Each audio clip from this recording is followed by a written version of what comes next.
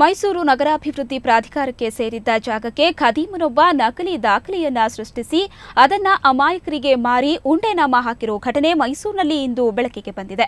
ಹೀಗೆ ಉಂಡೆನಾಮ ಹಾಕಿಸಿಕೊಂಡವರಿಗೆ ಇಂದು ಪ್ರಾಧಿಕಾರದ ಅಧಿಕಾರಿಗಳು ಮತ್ತೊಂದು ಶಾಕ್ ನೀಡಿದ್ರು.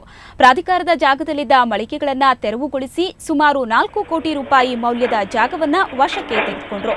ಮೈಸೂರಿನ ಶಾರದಾದೇವಿ ನಗರದಲ್ಲಿ ಪ್ರಾಧಿಕಾರದ ಆಸ್ತಿಯನ್ನ 5-6 ವರ್ಷಗಳ ಹಿಂದೆ ವ್ಯಕ್ತಿಯೊಬ್ಬ ಬೇರೆಯವರಿಗೆ ಮಾರಿದ. ಜಾಗ ಖರೀದಿಸಿದವರು ಆ ಜಾಗದಲ್ಲಿ ಮಳಿಗೆಗಳನ್ನು ನಿರ್ಮಿಸಿಕೊಂಡಿದ್ರು. ಇಂದು ಪ್ರಾಧಿಕಾರದ ಅಧಿಕಾರಿಗಳು ಅದನ್ನ ತೆರವುಗೊಳಿಸಿದ್ರು.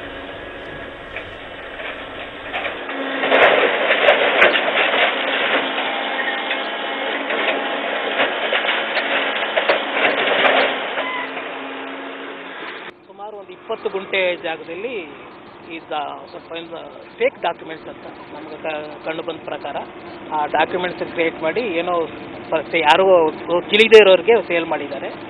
ಈ ಕೆಲವೊಂದು ಪರಿಶೀಲನೆ ಮಾಡಿದಾಗ ನಿನ್ನೆ ಮಧ್ಯಾಹ್ನದೊಳಗಡೆ ಎಲ್ಲ ಗುರುತು ಹಾಕಿದಾಗ ಇದು ಪ್ರಾಧಿಕಾರ ಜಾಗ ಅಂತ ತಿಳಿದು ಬಂತು. ಪೂರ್ತಿಯಾಗಿತ್ತು. ಮುಂಚೆಯಿಂದ ಡೌಟ್ ಇತ್ತು, ಕೆಲವು ಡಾಕ್ಯುಮೆಂಟ್ಸ್ ಇತ್ತು, ಚೆಕ್ ಮಾಡಿದ್ವಿ.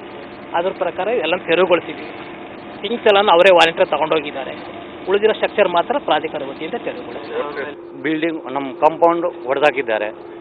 ಅದು ನಮಗೆ ಅವರು ಇನ್ಫಾರ್ಮೇಷನ್ ಕೊಟ್ಟಿಲ್ಲ. ಅದು ಇನ್ಫಾರ್ಮೇಷನ್ ಕೊಟ್ಟರೆ ನಾವೇನು ಏರ್ಪೋರ್ಟ್ ಮಾಡ್ತೀವಿ, ಮಾಡಿಸ್ಬಿಟ್ಟು ಏನು ಇದು ಮಾಡ್ತೀವಿ. ಆದರೆ ನಾನು ಪರ್ಮಿನೆಂಟ್ ಇಂಜೆಕ್ಷನ್ ಆರ್ಡರ್ ಇದೆ ನನ್ನ ಹತ್ರ, ಕೊಡಿ ಸರ್ ಅದು. ಆದರೆ ಅವರು ನನಗೆ ಏನು ಮಾಡಿಸ್ಕೊಟ್ಟಿಲ್ಲ. ಅದಕ್ಕೆ ನಮಗೆ ಭಾಳ ಇದು ಆಗಿದೆ ಸರ್. ಅದು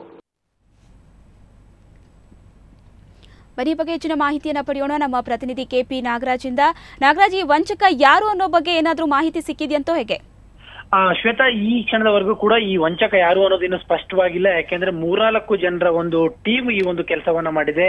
ಏನು ಮೈಸೂರಿನ ಶಾರದಾದೇವಿ ನಗರದ ವ್ಯಾಪ್ತಿಯಲ್ಲಿರುವಂತಹ 4 ಕೋಟಿ ರೂಪಾಯಿ ಮೌಲ್ಯದ ಮೈಸೂರು ನಗರಾಭಿವೃದ್ಧಿ ಪ್ರಾಧಿಕಾರದ ಆಸ್ತಿಯನ್ನ ನಕಲಿ ದಾಖಲೆಗಳನ್ನ ಸೃಷ್ಟಿಸಿ ಇವರು ಅಮಾಯಕರಿಗೆ ಮಾರಿದ್ದಾರೆ.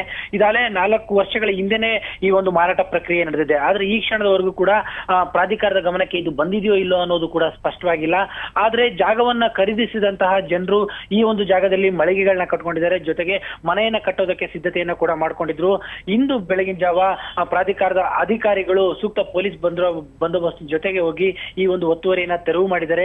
ಈ ತೆರವಿನ ಸಂದರ್ಭದಲ್ಲಿ ಮನೆಯನ್ನ ನಮ್ಮ ಹತ್ರ ಎಲ್ಲಾ ರೀತಿಯ ದಾಖಲೆಗಳು ಇದಾವೆ ಎನ್ನುವಂತ ಮಾತನ್ನ ಏನು ಸೈಟ್ ನ ಖರೀದಿದಾರರು ತೋರಿಸಿದ್ರು. ಆದ್ರೆ ಅವೆಲ್ಲವೂ ಕೂಡ ನಕಲಿ ಅನ್ನೋದನ್ನ ಅಧಿಕಾರಿಗಳು ಸ್ಥಳದಲ್ಲೇ ಪ್ರೂವ್ ಮಾಡಿದ್ರು.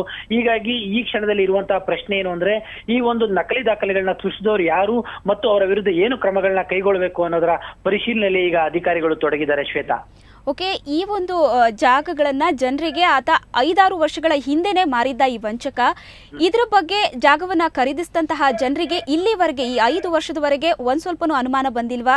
ಮೈಸೂರು ನಗರಾಭಿವೃದ್ಧಿ ಪ್ರಾಧಿಕಾರಕ್ಕೂ ಕೂಡ ಗೊತ್ತಾಗಿಲ್ವಾ? ಖಂಡಿತವಾಗ್ಲೂ ಇದು ಒಂದು ಅನುಮಾನದ ಪ್ರಶ್ನೆ ಅಂತಾನೆ ಹೇಳ್ಬೋದು ಶ್ವೇತಾ. ಏನು ಅಂದ್ರೆ ಪ್ರಾಧಿಕಾರಕ್ಕೆ ತನ್ನ ಜಾಗ ಏನು, ತನ್ನ ಜಾಗ ಯಾವ್ಯಾವ ಪ್ರದೇಶದಲ್ಲಿದೆ ಎನ್ನುವಂತ ಪ್ರತಿಯೊಂದು ಮಾಹಿತಿಗಳು ಕೂಡ ಪ್ರಾಧಿಕಾರದ ವಲಯ ಅಧಿಕಾರಿಗಳ ಬಳಿ ಇರಬೇಕಾಗುತ್ತೆ. ಆದ್ರೆ ಈ ಒಂದು ಆಸ್ತಿಗೆ ಸಂಬಂಧಪಟ್ಟಂತ ದಾಖಲೆಗಳನ್ನ ಸೃಷ್ಟಿಸಿ ಆತ ಮಾರಿದಾನೆ. ಜೊತೆಗೆ ಬರೀ ಮಾರಿರೋದಲ್ಲ, ಅಲ್ಲಿ ಸ್ಥಳದಲ್ಲಿ ಈಗಾಗಲೇ ಮಳಿಗೆಗಳನ್ನ ಕಟ್ಟಿದ್ದಾರೆ. ಮಳಿಗೆಗಳನ್ನ ಕಟ್ಟೋವರೆಗೂ ಅಧಿಕಾರಿಗಳು ಏಕೆ ಒಂದು ಮೌನವನ್ನು ವಹಿಸಿದ್ರು, ಏಕೆ ಒಂದು ಕುರುಡುತನವನ್ನು ಪ್ರದರ್ಶಿಸಿದ್ರು ಅನ್ನೋ ಅನುಮಾನನೂ ಕೂಡ ಈಗ ಮೂಡಿಬರುತ್ತೆ. ಆದ್ರೆ ಇತ್ತೀಚೆಗೆ ಮೈಸೂರಿನಲ್ಲಿ ಒತ್ತುವರಿ ತೆರವು ಕಾರ್ಯಾಚರಣೆ ಅತ್ಯಂತ ವ್ಯವಸ್ಥಿತವಾಗಿ ನಡೀತಾ ಇದೆ.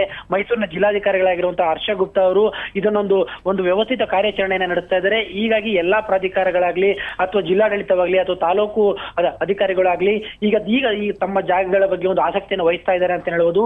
ಹೀಗಾಗಿ ಈ ಒಂದು ಗಮನಕ್ಕೆ ಬಂದಿದೆ. ಈ ಒಂದು ಜಾಗ ಒಂದು ಅತಿಕ್ರಮವಾಗಿರೋದು. 15 ದಿನಗಳ ಹಿಂದೆಯೇ ಈ ಒಂದು ಎಲ್ಲಾ ವಾರಸುದಾರರಿಗೂ ಕೂಡ ಒಂದು ನೋಟಿಸ್ ಅನ್ನ ಕೂಡ ನೀಡಿದ್ರು.